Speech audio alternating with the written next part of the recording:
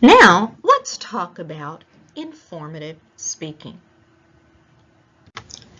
In this slideshow, we'll first look at a definition of informative speaking. Then we'll go over some helpful tips to prepare your informative speech. You will also have the opportunity to listen to an informative speech to practice your critical listening skills.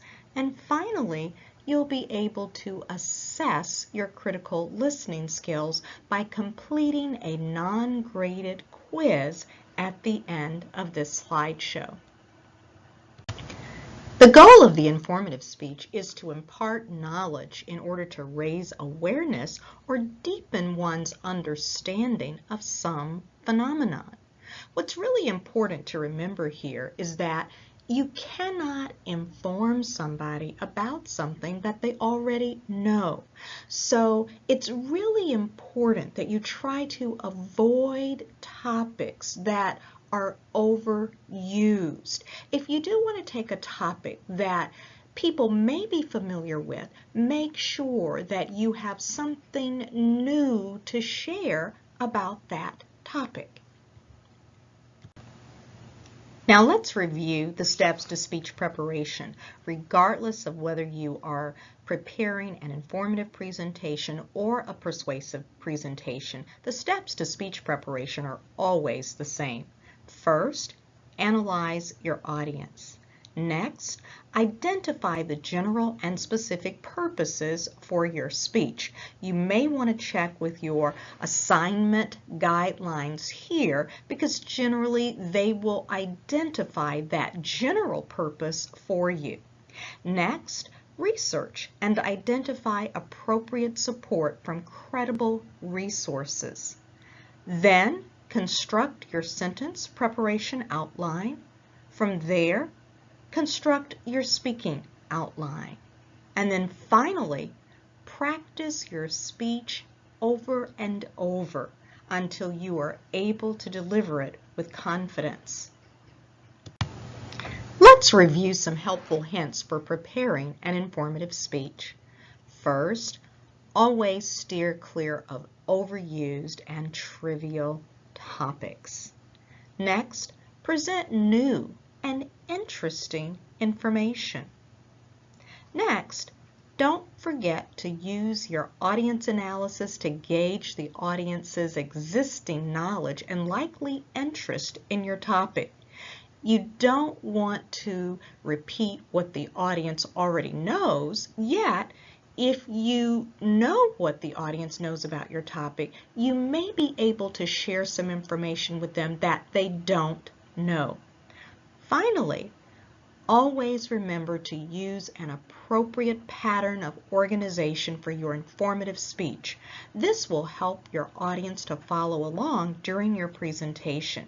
Don't forget to insert effective transitions to help them follow along in your presentation as well. Very shortly, you will be able to look at a sample informative speech. The speech that you are about to see is not perfect, but it has a lot of effective qualities you may emulate. This speech was given in a classroom on the Edison Lee campus of FSW. To help you see the visual aids and to get the full impact of the speech, the PowerPoint slides that the speaker is pointing to during the speech are also attached in a separate window. If you are taking this course online, you must use a presentation tool called Zentation to create your online presentation. You will not record your speech while pointing to your visual aids.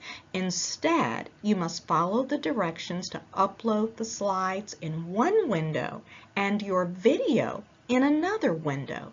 You will then need to follow directions to carefully sync your slides and your video so that your visual aids appear at the appropriate time during your speech. To play the video of the informative speech, place the cursor under the video until the play/pause button appears. Then hit the play button and listen to the speech. You may wish to pause and restart the video periodically in order to write your answers in the Analyzing Your Speech handout. Finally, take the non-graded quiz to assess your critical listening skills. What is your dream destination? If you could travel anywhere in the country or the world, where would it be? Take a few seconds right now to envision that destination in your head. What does it look like? Maybe it looks a little bit like Machu Picchu, one of the greatest wonders of the world in South America. Or maybe it's a little more local in the Great Smoky Mountains during wintertime in Tennessee. Or maybe you prefer the urban life and that destination is New York City, New York. Do you think you could pack up your bags today, this week, and travel to that dream destination? Is there anything stopping you? As a college student myself, I understand the many obstacles that pop into my head when I begin thinking about traveling. I can barely afford to budget my own finances, so how can I afford to travel and when do I have that time? However, despite these obstacles, the pictures that I just showed you are actually from my own personal travels in the past 3 years.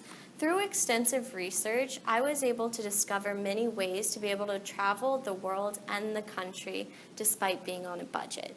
Additionally, according to my audience analysis survey, when I asked what is the biggest obstacle stopping you from traveling, I learned that 70% of you view that it is money, while 30% of you reported no obstacles in your way. Therefore, today I will explain how traveling can be both realistic and affordable, and how traveling expenses can be reduced, even if money is not a factor preventing you from traveling. To do this, I will first explain the new resources available to you to cut down those traveling costs. And then I will explain how appropriate budgeting techniques can help you travel given your own personal budgets. First, I would like to discuss the new resources available. These resources include Uber, Airbnb, and Skyscanner. Uber is a new resource that aims at lowering the cost of on-demand ride services like taxis. It was founded in 2009 and utilizes smartphone technology by connecting the riders to their drivers through its mobile app. Essentially, it replaces the taxi with a cheaper, more convenient option for travelers. Additionally, according to a study published by the University of California's Transportation Center on August of 2014, Lisa Ray and her colleagues found that when riders requested a taxi, only 16% of those riders received a taxi within 10 minutes, but 90% were able to receive an Uber in the same amount of time. Now I would like to show you a little bit about how Uber works. Yesterday I took a couple screenshots from my phone. Here, I was at Florida Southwestern State College and I wanted to request an Uber. You can see all the available Uber cars in the area and how long it will take you to receive that Uber. Yesterday, it would have only taken 4 minutes. When I'm ready, I hit the Set Up Pickup Location button, and then it immediately connects me to my driver where I receive all the information, his license plate, make and model of the car, and his name. I've blanked out that information here, but it allows you to feel more safe as a traveler. Additionally, in an article entitled The 25 Most Influential Business Travel Executives of 2014, published by Business Travel News on January 21st of 2015, Uber was named one of the most life-changing new businesses when it comes to traveling. Another resource that is just as useful as Uber is called Airbnb. Airbnb is also aimed at reducing traveling expenses, but this works at lowering the cost on hotels and extended stay services. The same article I just mentioned, published by Business Travel News, also named Airbnb one of the top 25 most influential new businesses. It began in 2008 and now has millions of hosts around the world offering their shared or private rooms or entire homes to be reserved. Airbnb can be used by creating an account on its website, www.airbnb.com. There you have two main options. If you have a specific destination in mind, you can enter that destination above your check-in and check-out dates and see all the available prices in that area. But if you're not quite sure where you'd like to go and you're just starting to plan your vacation, you can explore the world and check out prices all over the country and the globe to see what might offer the best rates for you. The last resource I'd like to discuss today is Skyscanner. Skyscanner is a website that compares millions of flights across several traveling agencies to find the cheapest deal for you. It is also available as an app on your smartphone and is completely free with no hidden charges or booking fees when you book your flight through this website. I personally like using the app, and yesterday I took more screenshots. Here you can see you also have two options similar to Airbnb. If you have a specific destination in mind, you can put that in and I put my start as Fort Myers and then search flights to that specific destination. Or if you're still not sure where you'd like to go, you can put that destination to everywhere and explore the world by hitting this Explore button. That brings up a map of the globe where you can move around and see the prices across many countries and continents. As of yesterday, you could travel to South America round trip for only $200. Along with utilizing new resources that I just discussed, appropriate budgeting techniques can also be used to make traveling both realistic and affordable for you. The first step is to pick a destination. In an article published by Lisa Miller in the Huffington Post on October 28th of 2013 entitled 6 of the World's Cheapest Destinations to Travel to on a Budget, those 6 cheapest destinations were determined to be Cambodia, Nepal, Colombia, Prague, and Thailand. Now, international travel is best when you have that flexibility in your schedule because you'd like to be able to take at least a week and a half to travel there. But remember, the U.S. has some great options if you don't have that kind of availability in your schedule. The next step is to pick a budget and time frame. It's best to come up with an estimated budget that includes your airfare if you're flying, hotel or Airbnb expenses, Uber, taxi, and/or gas if you're driving or renting a car, food costs, attraction expenses, and what people tend to forget is souvenir cost. It is best to be able to come up with an estimated budget per day of your stay, how much it'll cost you each day in that desired destination. Once you have that, you can determine how many days you can spend there based on your overall budget and how long to save. In conclusion, traveling both nationally and internationally is realistic and it is affordable. Today I've explained both the new resources and budgeting techniques to help you travel.